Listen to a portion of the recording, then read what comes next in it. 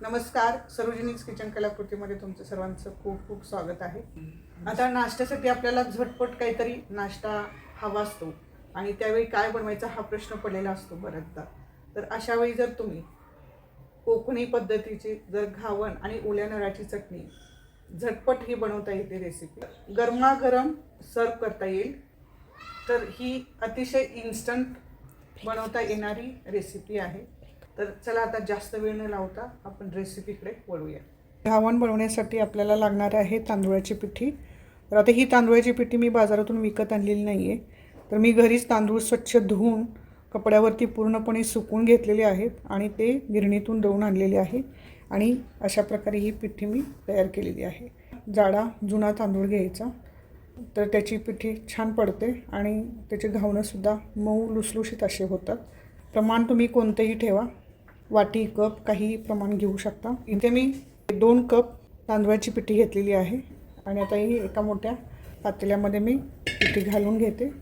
आता चवीनुसार मीठ घालून घ्यायचं आहे। इथे मी सैंधव मीठ घेतलेलं आहे, तुम्ही साधं मीठसुद्धा वापरू शकता। तर अर्धा चमचा सैंधव मीठ घेतलेला आहे। याच कपाने मी पाणी मोजून दाखवणार आहे तुम्हाला आणि छान मिक्स करायचं आहे। थोडं थोडं पाणी घालून मिक्स करायचं म्हणजे पिठाच्या बिठळ्या होणार नाही। आणि आता हे छान मिक्स करून घ्यायचं आहे। अजूनही आपलं हे बॅटर आहे ते खूप घट्ट आहे, त्यामुळे अजून पाण्याची आवश्यकता आहे। आपल्याला पाणी घालून घ्यायचं आहे। 1 कप मी पाणी घातलेलं आहे।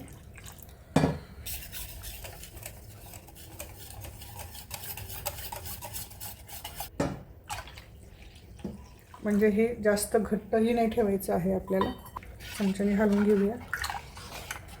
बघा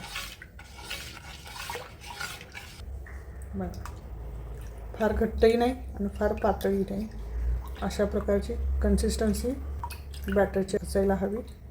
तर हे आपलं बॅटर तयार आहे। 20 मिनटं झाकण लावून पीठ मुरायला ठेवायचं आहे। तोपर्यंत आपण चटणी करून घेऊया।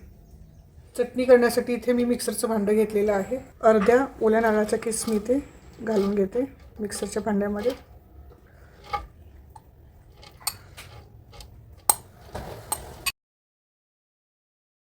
हे 5 ते 6 मिरच्या मी कमी तिखटवाल्या असतात पोपटी कलरच्या, त्या घालून घेतलेल्या आहेत। आता इथे जाणार आहे अर्धा लिंबाचा रस, अर्धा चमचा जिरे तुम्ही बघू शकता, 5 ते 6 लसणाच्या कुड्या घेतलेल्या आहेत, मीठ चवीनुसार अर्धा चमचा, अर्धा चमचा साखर। इथे मी भाजकी डाळ घेतलेली आहे, छोटे 2 चमचे, तर ही इथे घालून घ्यायचे। थोडंसं अद्रक घालून घ्यायचं आहे, बारीक तुकडे करून घालायचं आहे।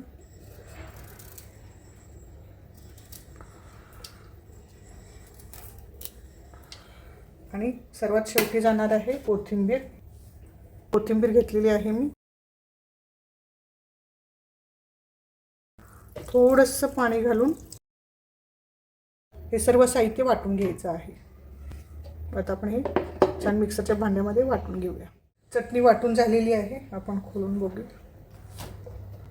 वा मस्त। आता ही चटणी मी एका बोलमध्ये काढून घेते। मस्त वा। चटणीवरती या तडका एक घालून घ्यायचा आहे। तर आता मी तडका तयार करते। चटणीवरती तडका घालण्यासाठी मी इथे एक छोटंसं भांडे घेतलेलं आहे। तर इथे मी थोडंसं तेल घालून घेते, 1 छोटा चमचा तेल घालून घ्यायचे। अर्धा चमचा मोहरी घालणार आहोत। मोहरी छान तडतडलेली आहे, त्याच्यामध्ये मिरच्या घालून घेते मी। लाल मिरच्या थोड्याशा घालून घ्यायच्या, 3 मिरच्या मी घालून घेतलेल्या आहेत। मोहरी छान तडतडलेली आहे। आता गॅस बंद करायचा आहे। थोडीशी हिंग घालून घ्यायची आहे। हिंग घालून घेतल्यानंतर आता थोडासा घालून घ्यायचा आहे। मस्त। आता या चटणीवरती मी हा तडका आपण तयार केलेला आहे तो घालून घ्यायचा आहे। मस्त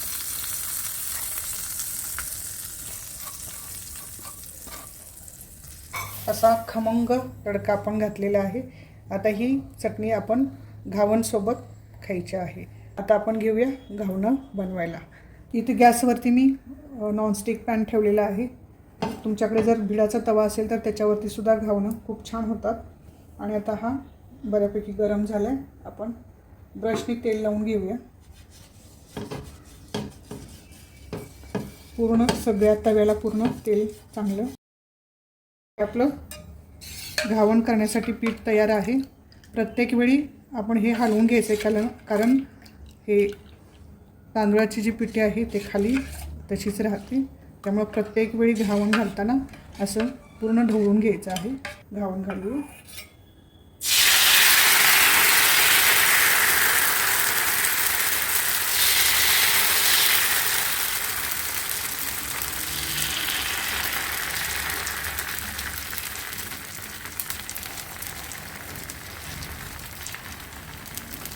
त्याच्यावरती झाकण लावायचं आहे.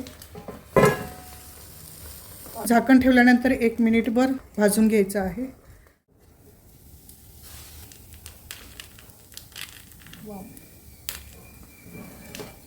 खूप सुंदर अशा कडा अगोदर सैल करून घ्यायच्या आहे उलटण्याने. आणि अतिशय सुरेख अशा हे घावणे बनतात. तुम्ही बघू शकता. आता दुसरी बाजू शेकताना आपल्याला झाकण लावायची गरज नाही. दुसरी बाजू आपण अर्धा मिनिटभर शेकून घ्यायची आहे.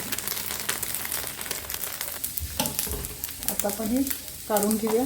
मी हे एका चाळणीवरती काढून घेणार आहे जेणेकरून आपण हे थंड झाल्यानंतर एका प्लेटवरती काढून घ्यायचे. अशा प्रकारे मी ही चाळणीवरती काढून घेणार आहे.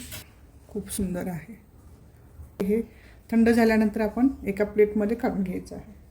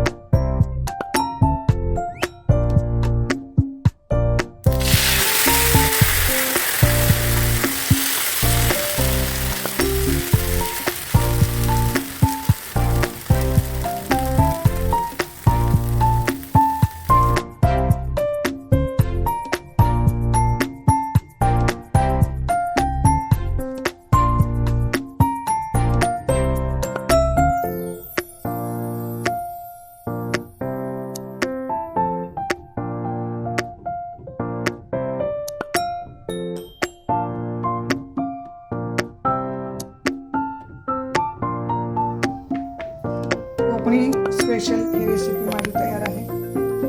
आणि ही नारळाची चटणी आहे. आता घावण आणि नारळाची चटणी ही रेसिपी माझी तयार आहे. तुम्हाला जर ही रेसिपी आवडली असेल तुम्ही नक्की घरी ट्राय करा. आणि तुम्हाला जर आवडली तर माझ्या व्हिडिओला लाईक करा. तसेच जे माझ्या चॅनलवरती नवीन आहेत त्यांनी माझं चॅनल सबस्क्राईब करायला